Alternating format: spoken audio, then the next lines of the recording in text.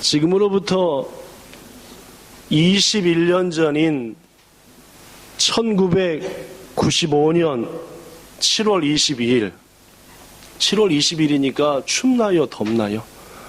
더울 때입니다. 그죠? 여름입니다. 한여름입니다. 그죠? 오사카시 히가시 스미요시쿠라고 하는 데서 한 건의 화재가 발생했습니다. 불이 났다 그 말입니다.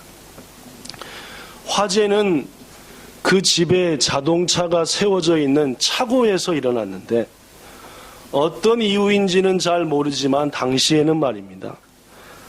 세워져 있던 자동차로부터 가솔린, 차의 기름이죠, 그죠? 가솔린이 흘러서 차고 바닥에 흐르게 되었고, 거기에 불이 붙어가지고 눈 깜짝할 사이에 집 한 채를 태워버린 그러한 화재였습니다. 그런데 안타깝게도 이 화재로 인해서 그 집에서 살고 있었던 초등학교 6학년 여자 어린아이가 미처 불길을 피하지 못하고 그만 불에 타 죽고 말았습니다. 초등학교 6학년쯤 되니까 한참 이쁠 때인데 그죠? 불에 타 죽어버렸으니 얼마나 속상했겠습니까? 당시 그는 어머니와 그리고 새아버지와 그리고 동생과 함께 살고 있었는데 안타깝게도 셋은 피했는데 이 딸은 그만 죽고 말았습니다. 왜 그랬느냐? 이 변을 당한 여자 어린아이는 화재 당시 목욕탕에서 목욕을 하고 있었는데 그 목욕탕을 문을 열고 딱 나오면은 어디냐면은 이번에 불이 나서 그때 불이 나서 확 타버린 차고가 있는 데였습니다. 결국 문을 열고 나오자니 불이 가장 막 불타고 있는 차고고 문을 열고 안 나오자니 도저히 초등학교 6학년 어린아이로서는 도망갈 수 있는 공간이 없고 결국 목욕탕에서 죽은 채 발견됐습니다. 비참한 사고가 있은 후 며칠이 지난 후 오사카후 경찰서는 죽은 어린아이의 생모인 아오키 케이코라고 하는 여자와 그의 새로운 저기가 된 죽은 딸의 새아버지를 딸을 살해한 혐의로 체포했습니다.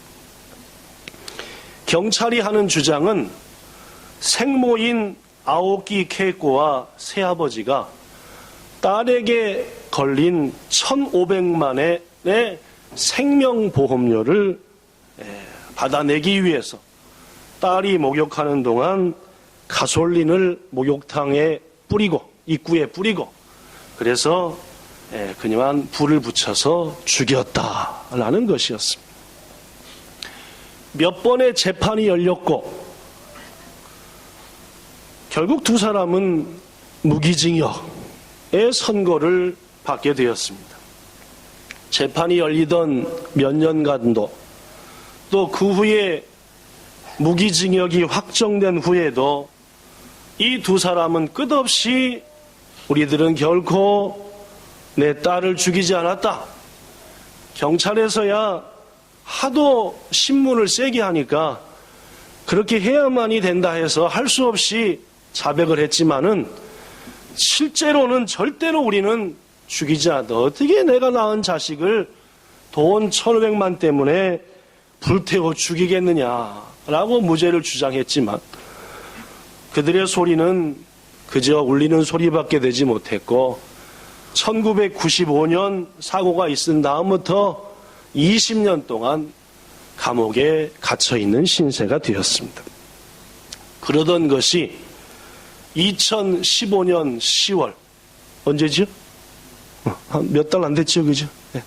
지금 2016년 2월이니까 지금부터 4개월 전 오사카 고등법원은 이 사건에 대해서 여러 가지로 과학적인 검증을 한 결과 차고에 세워져 있던 차로부터 자연적으로 가솔린이 흘러나올 가능성은 충분히 있고 흘러나온 가솔린에 전기 등의 이유로 인해서 자연적으로 불이 붙을 가능성은 충분히 있다라고 해서 이 두 사람이 무죄의 가능성이 있다라고 판단을 했고, 결국 이것이 관철되어서 새로운 재판이 열렸고 20년 만에 드디어 두 사람은 자유의 몸이 되었습니다. 지금으로부터 약 4개월 전에 막 각 방송마다 과학적으로 실험한 내용들이 막 보여지고, 또 이 재판에 대한 얘기가 해서 아마 여러분들 중에서는 이 사건에 대해서 익히 알고 계신 분도 있겠지만은, 이 사건을 계기로 일본의 언론들은 최근에 들어와서 계속 이어지는 15년 전, 20년 전, 30년 전에 이와 유사한 사건들이 일어났고, 당시 재판부는 훨씬 더 신중하게 한 사람에게 죄의 언도를 판결을 해야 될 텐데 신중하지 못했다. 왜 이러느냐라고 하는 비판이 막 쏟아지게 되었다. 그러한 계기가 된 한 사건이 오늘 이 사건입니다. 검증한 한 내용 중에 이런 것도 있었습니다. 밀폐된 공간, 차고처럼 말입니다. 그죠? 거기에 누군가가 가솔린을 부었다. 그리고 불을 붙였다. 아니면 문을 삐꼼히 열고 불을 얼른 붙이고 문을 팍 닫았다. 어떻게 되느냐? 어떻게 됐을까요? 네. 불을 붙인 사람도 중한 화상을 당할 수밖에 없다. 가솔린이라고 하는 것은 붙어서 오는 게 아니라 순간 팡 하고 터져서 도저히 누군가 일부러 가솔린을 부었고 불을 붙였다. 불을 붙여서 던지고 문 닫았다 하더라도 불을 붙인 사람이 화상을 당할 수밖에 없고, 무슨 자동장치로 불을 붙이겠다는 그런 근거가 당시에 없었기 때문에 새로운 재판부는 이 사람들에게 무죄의 가능성이 높다라고 판단했다는 말입니다. 사랑하는 성도 여러분, 사실 인간이 하는 일이기 때문에 이런 오심이 뭡니까? 잘못된 판단, 잘못된 판결, 사실 있을 수밖에 없습니다. 그죠? 근데 문제는 이러한 잘못된 오심으로 인해서 여러 사람들, 혹은 아무런 죄도 없는 사람이 20년씩이나 말입니다. 그죠? 더구나 이 아오키 케이코라고 하는 사람에게는 아까도 얘기했다시피 아들도 있었습니다. 죽은 딸보다 2살인가 3살 어린 아들이었죠. 그 아들이 20년 동안 한 번도 면회 간 적이 없답니다. 왜 그런지 아시겠죠? 그죠? 네. 우리 엄마가 우리 누나를 불태워 죽이다니. 이런 마음이 있으니까 어떻게 면회를 가고 했겠습니까? 20년 만에 감옥에서 출소해서 아들을 만나고 껴안는 어머니의 모습, 또 그때 당시 화재로 죽은 딸을 찾아가서 무덤에서 눈물 흘리는 어머니의 모습을 볼 때, 야, 이런 오심은 절대로 없어야 되겠다라는 것이 여러분과 저의 똑같은 생각이 아닌가라고 생각합니다. 오늘 본문에도 역사에 길이 남는 오심이 등장합니다. 잘못된 판결이라는 얘기죠. 그렇죠? 이 오심의 판결을 내린 사람은 여러분과 저가 잘 아는 빌라도라고 하는 로마 총독이고, 그 잘못된 오심으로 인해서 사형 판결을 받은 분은 우리가 믿는 예수 그리스도입니다. 물론 예수께서 이 땅에 오신 가장 큰 이유는 죽기 위해 오셨습니다. 여러분과 저의 모든 죄를 그 한 몸에 짊어지시고 십자가에 달려 죽으려고 오신 것은 분명한 사실입니다. 그럼에도 불구하고 죄 없으신 예수님을 죄인으로 판결해 십자가에 처참히 죽게 한 것은 빌라도의 책임인 것은 부인할 수 없다, 그 말입니다. 여러분, 빌라도가 예수님에게 십자가에 못 박여 죽이라고 하는 사형 판결을 내릴 때에 빌라도가 예수님이 무죄라고 생각했나요? 유죄라고 생각했나요? 네.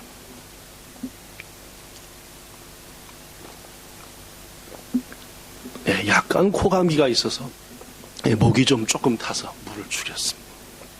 성경 곳곳에 역사적인 기록 등에서 볼 때에 빌라도는 분명 예수님은 무죄다라는 것을 알고 있었습니다. 그럼에도 불구하고 빌라도는 무죄라고 말하지 않았지요.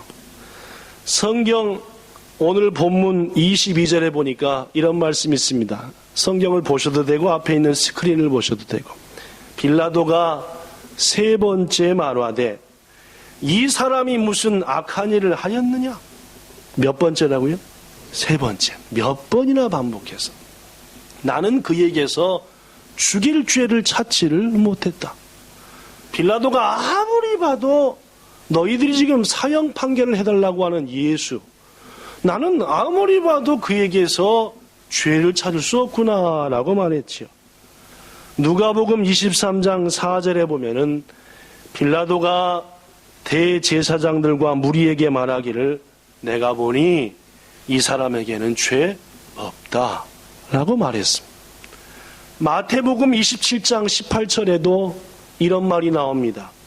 이는 빌라도가 대제사장들과 장로들의 시기 때문에 예수를 잡아온 줄 알았다라고 말합니다. 빌라도는 확실히 알았습니다. 예수에게는 죄가 없다. 붙잡혀온 이유는 저 대제사장과 서기관들과 저 일반인들이 예수를 시기했기 때문에 잡아왔다. 당시 이스라엘을 식민지로 다스리던 로마의 총독 빌라도, 그에게는 이스라엘에 관해서는 절대적인 권한이 있었습니다. 당시 이스라엘은 로마의 식민지였고 중대한 법 결정은 이스라엘 자체적으로 할 수가 없었습니다. 더구나 사람을 죽이는 일들은 절대로 로마 정부의 허락을 받아야만이 가능했던 시대였습니다. 고로 이러한 절대적인 권한을 가진 빌라도, 그 빌라도가 예수님에게 말하기를 요한복음 19장 10절에 예수께 말하기를 내가 너를 놓아줄 수 있는 권한도 가지고 있고 너를 죽일 수 있는 권한도 가지고 있는 것을 알지 못하느냐 라고 하므로 빌라도에게 절대적인 권한이 있었다는 거 분명히 알 수 있습니다. 그렇습니다. 빌라도에게는 권한이 있었고 예수가 죄인이 아니라는 것도 알고 있었습니다. 그러나 빌라도가 해야 될 판결은 뭡니까? 이겁니다. 시작. 나사렛 예수 무죄, 즉시 석방. 이렇게 해야 되지요. 자기에게는 절대적 권한이 있고 아무리 살펴봐도 예수한테는 죄 없으니까 그가 해야 될 판결은 무죄, 석방, 이렇게 해야 한다는 말입니다. 아무 죄도 없는 시민을 사형한다는 것은 보통 악한 짓이 아니고 이러한 판결은 당시 빌라도의 나라인 로마 법에도 어긋나는 일이었습니다. 로마의 여러 제도들과 여러 것들이 지금에서도 야, 로마 대단하다라고 느끼는데 그 중에 하나가 그들의 법률 제도입니다. 참으로 민주적이었고 이렇게 저렇게 봐도 오늘날 비교해 볼 때도 정말 대단한 제도다. 더구나 당시 로마의 규칙에 의하면은 총독이라든지 높은 위치에 올라가기 위해서는 반드시 행정관이 돼야 했고 그 행정관들은 법에 정통했어야 가능합니다. 무슨 말이냐? 빌라도는 법을 공부했고 법에 정통한 자였고 어떻게 판결해야 되는지 알고 있었다는 말입니다. 그로 빌라도는 자기가 배운 그대로 더구나 절대적인 권한을 가지고 있었기에 정직하고 성실하게 판결했다고 한다면은 이 사건은 이렇게 종결되지는 않았을 겁니다. 그러나 막상 예수 무죄, 석방이라는 판결을 하려고 하다 보니까 염려되는 게 한두 가지가 아니었다 그 말입니다. 진실과 현실 사이에, 진실과 현실 사이에서 빌라도는 고민을 했다는 말입니다. 마치 여러분과 저처럼 말입니다. 진실은 분명한데 현실이 나를 힘들게 하는 거예요. 이것이 옳은데 내 눈앞에 있는 현실의 상황이 옳은 것을 못 선택하게 하는 그러한 일들이 인간 세상에는 존재한다는 말입니다. 고로 빌라도는 고민합니다. 진실은 이것인데 현실은 이러하니 내가 어찌해야 되겠는가라고 고민하는 빌라도에게 여러분에게 한번 소개했던 대로 여러 소리들이 들려왔습니다. 막 나야무, 막 고민하는데 소리들이 들려와요. 여러분, 고민하는 빌라도에게 가장 크게 들려온 소리는 어떤 소리였을까요? 그가 지금 재판하는 자리에 함께 동참한 대제사장, 서기관과 거기 모인 백성들의 소리였습니다. 그들은 지금 고민하는 빌라도한테 뭐라고 말합니까? 이렇게 말합니다. 21절 시작. 그를 십자가에 못 박게 하소서. 십자가에 못 박게 하소서 라는 겁니다. 아무리 봐도 예수에는 죄가 없고 그가 내려야 될 판결은 무죄 석방인데 지금 고민하는 그에게 막 들려오는 소리는 대다수 사람들이 외치는 소리, 가장 크게 들리는 소리, 십자가에 예수를 못 박으라. 예를 들면 이렇습니다. 로마의 충성스러운 신하인 빌라도 당신이요, 만약 당신이 지금 예수를 십자가에 못 박으라고 판결하지 않으면은 결코 당신은 그 총독의 자리를 오래 누리지 못할 겁니다. 왜냐? 지금 여기 모인 우리 모두들은 반란을 시작할 것이고 당신을 반대할 것이고, 만약 이런 일이 발생하면은 이제까지도 그랬듯이 당신을 이곳에 보낸 로마의 황제는 당신 빌라도의 여러 가지의 재능에 대해서 의심할 것이고 끝내 좌천할 겁니다. 진실 그런 것과 상관없이 우리의 뜻이 그러하니 저 예수를 십자가에 못 박으라 라고 판결하소서, 뭐 그런 얘기였을 겁니다. 이 소리는 빌라도한테는 너무너무 큰 소리였습니다. 진실은 이러하지만 현실의 소리는 도저히 거부하기 어려워 빌라도가 가진 이스라엘을 향한 절대 권위도 흔들릴 만큼의 엄청난 소리가 막 빌라도는 생각했을 겁니다. 내가 이 큰 소리를 무시했다가는 내 모든 것이 여기서 끝날지도 모른다. 내가 어떻게 해서 여기까지 올라왔는데 여기서 물러날 수는 없다. 괜히 저 예수 하나 살리려 하다가 패가망신할 수 있지 않는가. 맞아, 저들의 말대로 날 믿고 보낸 황제를 배반하는 일이고, 만약 이스라엘에서 반란이 일어나게 되면 그래, 저들이 저토록 말하니 내가 저들의 소리를 거절할 수 없고, 거절했다가는 총독 물러가라, 총독 물러가라. 손 씻고 이 판결의 책임과 죄는 저들한테 돌리고 나는 그냥 모른 채 하고 니들 뜻대로 하자. 이게 빌라도의 마음이 아니었겠냐 그 말이에요. 고민하던 그에게 들려오는 또 다른 소리는 자기가 사랑하는 아내로부터 들려온 소리였습니다. 예수님이 재판이 있었던 그날 새벽, 빌라도의 아내는 꿈을 꿨지요. 누구에 대한 꿈이었습니까? 예수님에 대한 꿈이었습니다. 들려오는 얘기에 의하면은 빌라도의 아내는 예수님을 영접했을 것이다 라고 하는 사람들도 꽤 많이 있습니다. 한 번도 남편이 하는 일에 대해서 이래라 저래라 한 적이 없었습니다.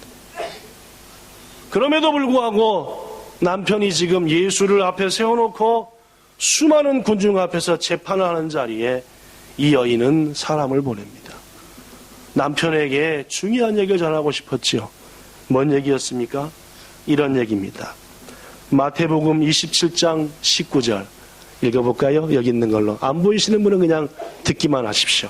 시작. 총독이 재판석에 앉았을 때에 그의 아내가 사람을 보내어 이르되 저 옳은 사람에게 아무 상관도 하지 마옵소서. 오늘 꿈에 내가 그 사람으로 인하여 애를 많이 태웠나이다 하더라. 빌라도의 아내가 꿈을 꿨고 이미 알고 있던 바고 예수에게 죄가 없다는 것. 남편은 지금 말도 안 되는 재판석에서 도대체 말도 안 되는 판결을 내릴 것 같고 염려가 되었던 아내가 사람을 보냅니다.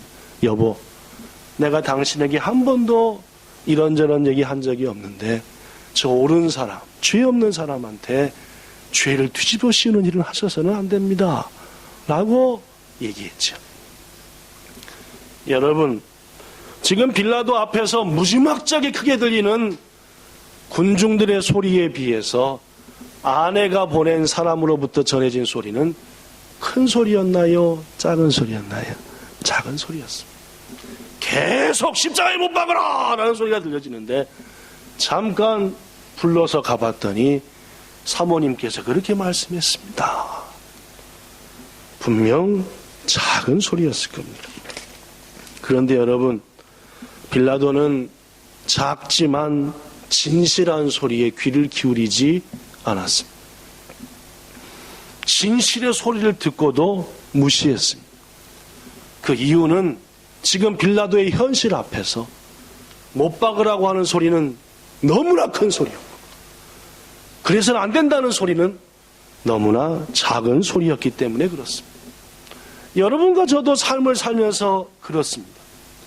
어떤 소리에 귀를 기울여야 하느냐, 어떤 소리를 우리가 선택하고 그 길을 향해 가야 되느냐, 큰 소리를 들어야 되느냐, 아니면 작지만 진실된 소리를 들어야 하는가. 여러분과 저는 선택하는 상황 속에 수없이 처하게 돼요. 그리스도인은 말입니다. 예수님을 따라가는 여러분과 저는 아무리 그 소리가 작더라도 진리라고 한다면, 옳다고 한다면 그 길을 쫓아가야 합니다. 그게 그리스도인 아니겠습니까? 모세가 호렙산 기슭에 있는 가시나무 앞에 섰을 때 사람들은 한 사람도 없었습니다. 그 주위에는 그가 치던, 그가 돌보던 양들만 있었죠.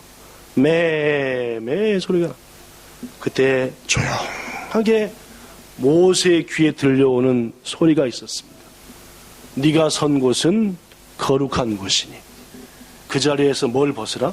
신발을 벗으라 라는 소리. 무지막지하게 큰 소리 아니었을 겁니다. 양소리의 매매 들림과 함께 모세의 귀에 들려오는 희미한 소리. 네가 선 곳은 거룩한 곳이니 네 발에서 신을 벗으라. 비록 그 소리가 세미한 소리고 작은 소리였지만 모세는 아멘 하고 자기의 신발을 벗었고, 거기에 응답한 모세는 이스라엘 백성을 애굽에서 탈출시켜 축복의 땅으로 인도하는 위대한 일로 나아가게 되었다라는 말입니다.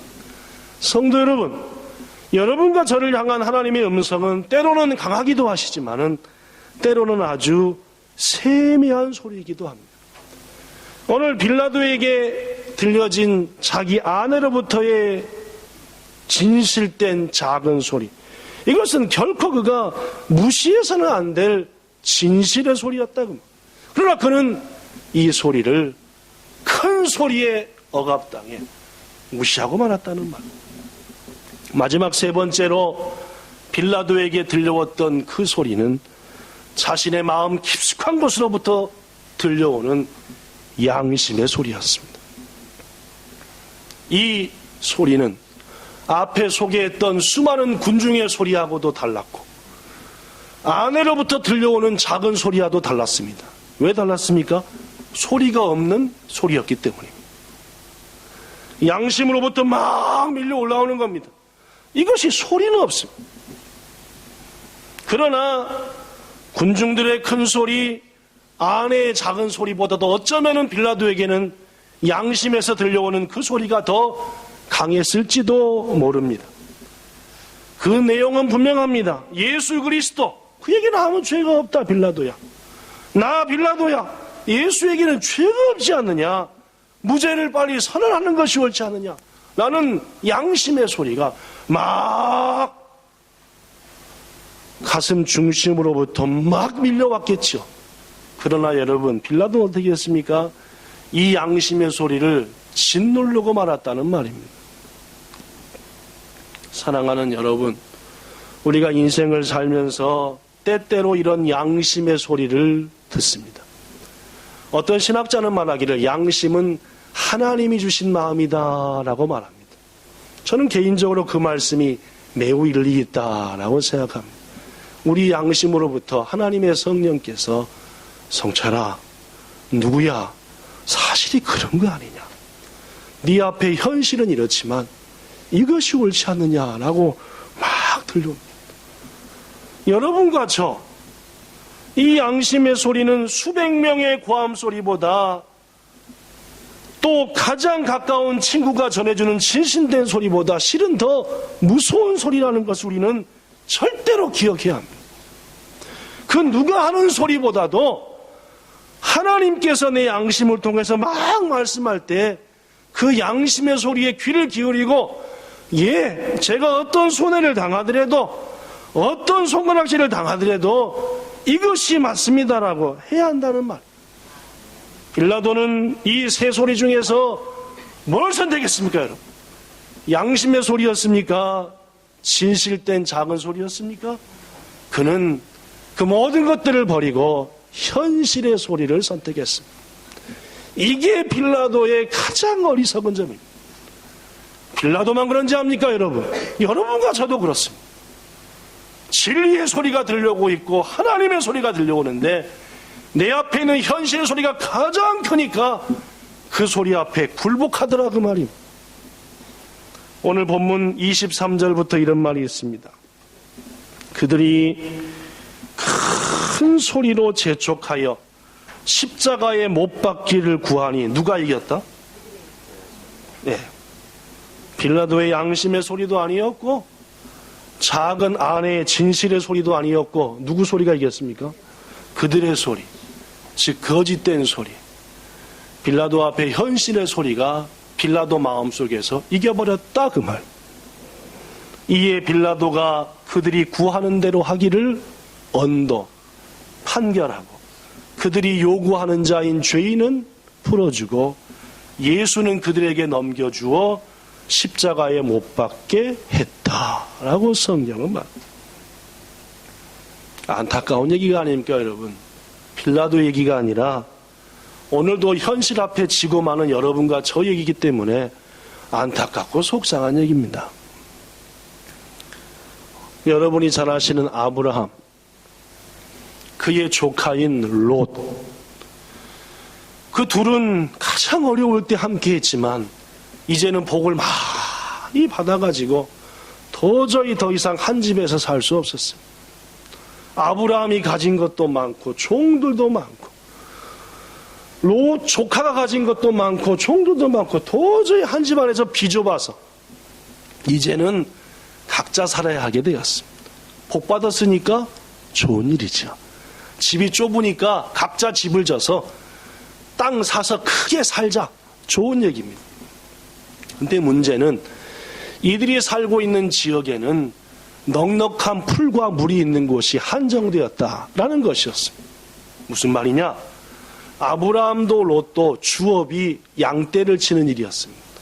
양이 너무너무 많다 보니까 일단 그것들을 해나가기 위해서는 풀이 있어야 되고 물이 있어야 하는데 보니까 풀과 물이 넉넉한 곳이 별로 없다 그 말입니다. 그래서 고민 끝에 삼촌이었던 아브라함이 롯을 불러서 조카 롯아, 이제 우리가 헤어지는 것이 서로에겐 좋겠다. 그런데 사실 고민이 많구나. 그래, 네가 정해라. 네가 오른편을 택하면 나는 어디를 갈 것이고 왼편을 하고, 네가 왼편을 택하면 내가 어디 하리라? 오른편 하리라. 여러분, 이때 롯에게 들려오는 진실의 소리, 양심의 소리는 뭐였을까요? 롯의 마음에 들려왔겠죠. 어떤 소리가 그러죠. 삼촌이 뭐라고 했어요? 네가 어느 쪽인지 선택하라. 나머지는 내가 감당할게. 이때에 롯에게 어떤 소리가 들려왔겠습니까? 양심의 소리 말입니다. 삼촌 덕분에 이렇게 복을 받았고 이렇게 멋지고 살고 있으니 나는 젊고 삼촌은 나이가 많으니 삼촌에게는 물이 있는 곳, 풀이 많은 곳을 양보하고 나는 새로운 곳에서 개척하리라. 이게 양심의 소리가 아닐까요? 그렇겠죠? 그러나 그에게는 이러한 양심의 소리만 들려온 게 아닙니다. 아내가, 종들이, 주인님, 한 번의 선택이 평생을 좌우합니다. 삼촌이 말하지 않았습니까? 뭐라고요? 네가 우하면 좌하고 네가 좌하면 난 우하리라 했으니까 그건 삼촌께서 모든 권리를 롯 당신께 위탁한 거 아닙니까? 고로 좋은 것을 선택하세요. 양심의 소리와 주의의 소리, 현실의 소리. 결국 롯은 뭘 선택했던가요? 물론입니다. 현실의 소리에 선택했고 그 결과 그는 어떻게 됐습니까? 그가 선택한 곳은 머지않아 죄악의 땅이 되었고 유황불이 떨어지는 소돔과 고모라였으며 그것을 피해 도망하던 아내는 소금기둥이 되었고 롯은 자기 두 딸과 해서는 안 될 짓을 해서 새로운 민족, 음탕한 민족을 만들어내는 부끄러운 조상이 돼버리고 말았다는 말.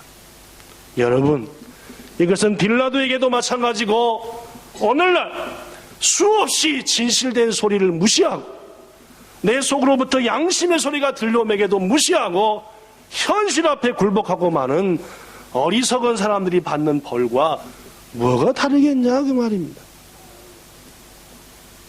빌라도는 작지만 진리의 소리, 소리는 없지만 양심의 소리를 끝내 선택하지 않았습니다.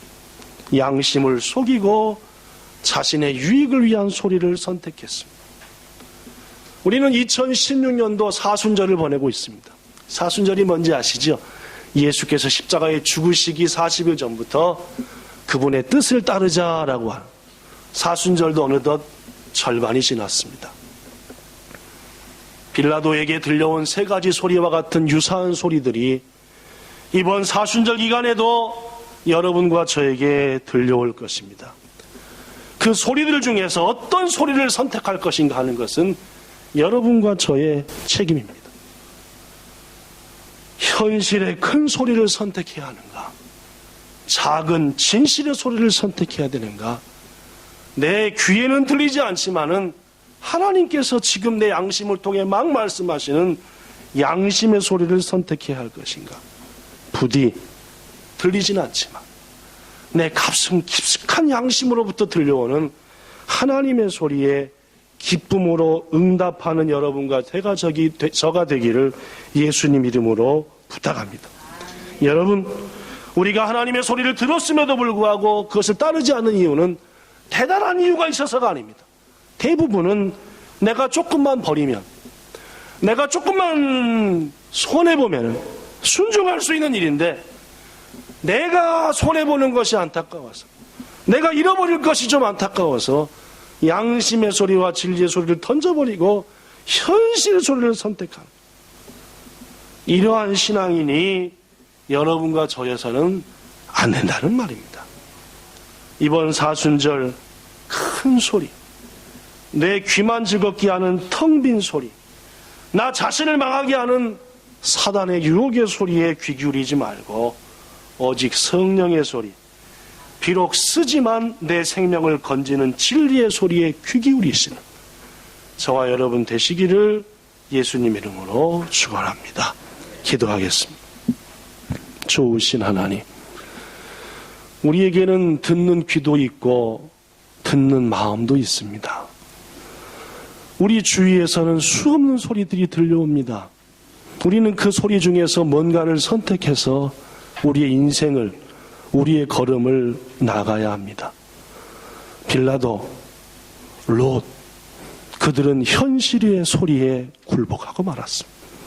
그 소리가 더 컸고 그 소리가 더 두려웠기 때문입니다. 여기 있는 우리들 어떤 소리를 더 두려워합니까? 하나님의 소리입니까? 진리의 소리입니까? 아니면은 현실의 소리입니까? 우리 본향 성도들에게 용기와 힘을 주셔서 결단을 주셔서 양심으로부터 말씀하는 하나님의 소리에 눈물로 아멘. 제 현실은 그렇지만요, 주님이 말씀하는 소리기에 그 길을 따르렵니다 하는 우리들이 되게 하시고, 우리의 수많은 믿음의 선배들이 그 길을 따랐을 때 그 길은 좁은 길이었지만 가장 아름다운 길이었음을 머지않아 발견했사오니 우리들도 그 길이 좁은 길이지만은 가장 복된 길임을 곧 알게 하여 주시옵소서. 이 은혜 누리고 사는 모든 본향의 지체들 우리들 되게 하시기를 원하며 예수님 이름으로 기도드리옵나이다. 아멘.